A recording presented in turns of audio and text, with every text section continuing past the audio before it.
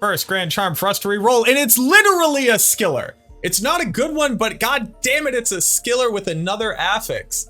Literally the first grand charm that we pick up for this video, this farming session.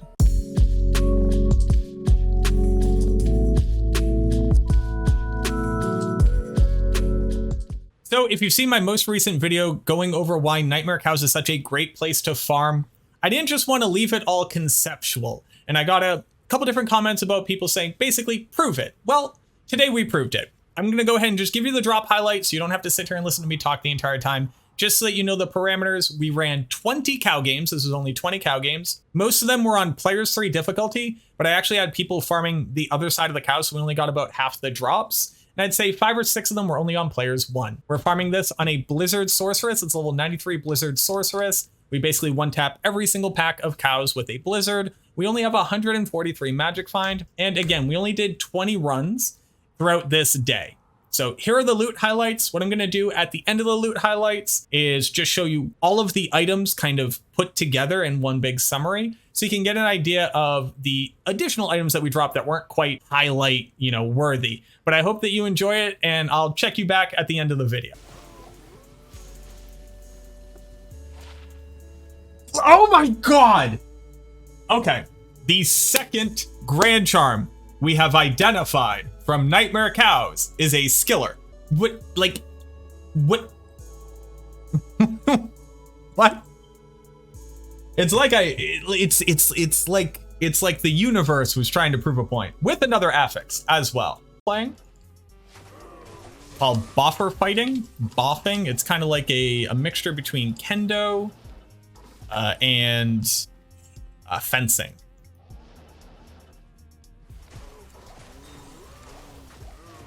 There are rules to how you can do it.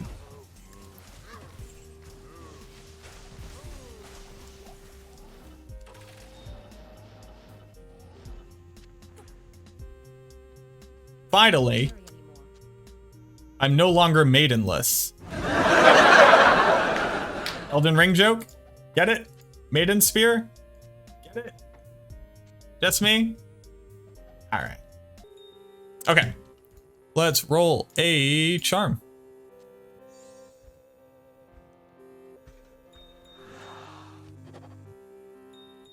One roll. 2 roll.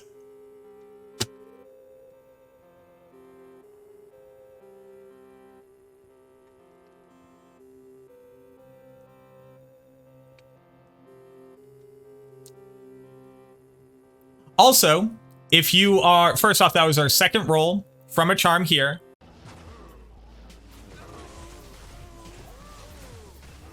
Easy. Easy. Sick. Who doesn't like trangs? Boop, boop, boop. War boots, easy. Quick IK. IK booties.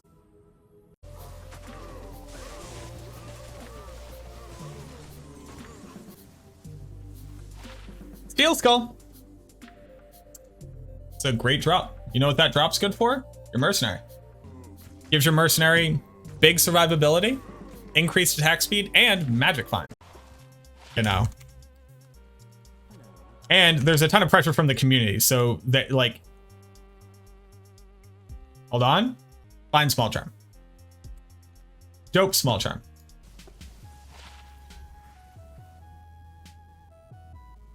Shout out to the person who said that literally no good sets or items drop in Nightmare Cows, so it's a waste of time. I think G-Face is pretty good. For the charms that we found, and including the 1 grand charm that we re-rolled with perfect gems, we got in total a defensive skiller, a summoning skiller, a combat skiller with additional poison, which I'm going to be using on my leap attack barb. I'm very excited about this one. 25 to cold res as a GC, hit recovery with attack rating, a gold find charm, as well as a high cold res large charm, a 6 max 38 AR. This is actually the highest value that you can get for damage. And if this happened to roll with something like strength or dex, it would be absolutely nutty. 5 magic find. This is like having 2.5 magic find small charms. 15 life, which is good for low level dueling. A 3 max 10 AR.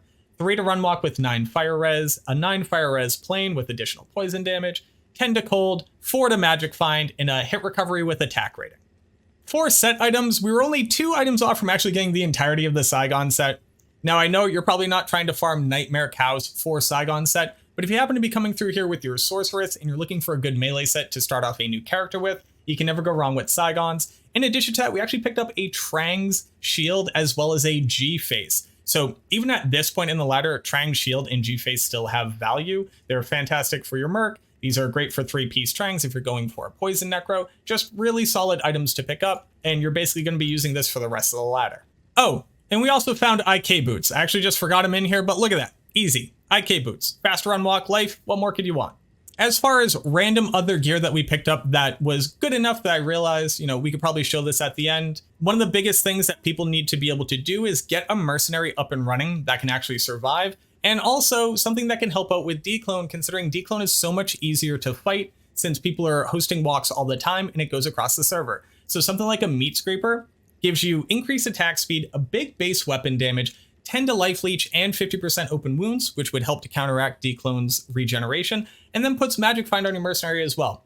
You slap this thing onto your merc, give them a smoke and a helmet like Steel Skull, which we also dropped, increased attack speed, life leech, and then big magic find as well. Your mercenary, if they kill anything, are going to be adding 69 nice magic find to your kills, and this is going to give them a ton of survivability. Out of all of the different rare items that we picked up, I'd say dual res with magic find boots along with poison length reduction and freeze duration are really, really solid. Obviously, you'd rather these have faster run walk and additional fire resistance, but these boots would be absolutely fine, especially on a starter Sorc that's just teleporting around where you don't care about run walk speed as much. Just to highlight some of the bases that you could drop that could be useful, especially early on, is something like these claws, right? You're not going to be using these claws in the end game. If you're trying to play martial arts and you're getting additional blades of ice here, or you're getting free access to Dragonflight, or if you are a Blade Sin and you're getting free access to Dragonflight, this in the offhand, you put a pattern rune word into it, would be absolutely fantastic. Decent jewel, throw this into a helmet for a mercenary, give them all res, additional res, and plus to min damage.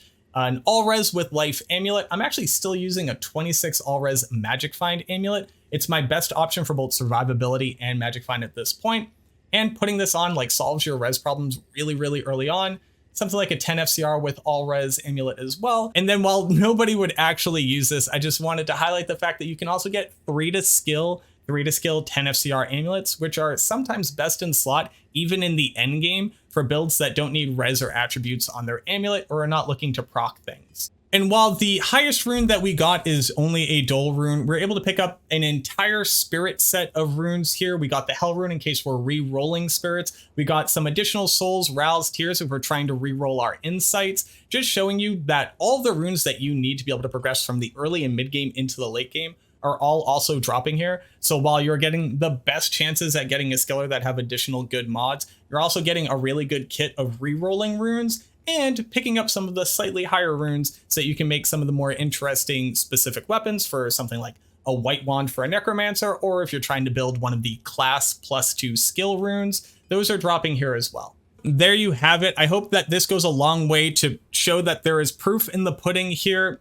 Between the first 2 charms I even ID'd, both being skillers, and then re-rolling a skiller charm in just 2 re-rolls, I think this goes a long way to kind of prove the point that I was trying to make. And I hope that you are, again, if you're just getting into the ladder, if your start was a little bit late getting into the ladder, or if you're having trouble progressing in Hell, you really take a look at Nightmare Cows and give it a shot. I promise you that the drops are there. We only did 20 runs, and it was only on players 3 for about half of those runs. Considering we didn't even farm the entirety of the cow map in those runs themselves, we would have gotten a lot more gear if there were even more people in the game.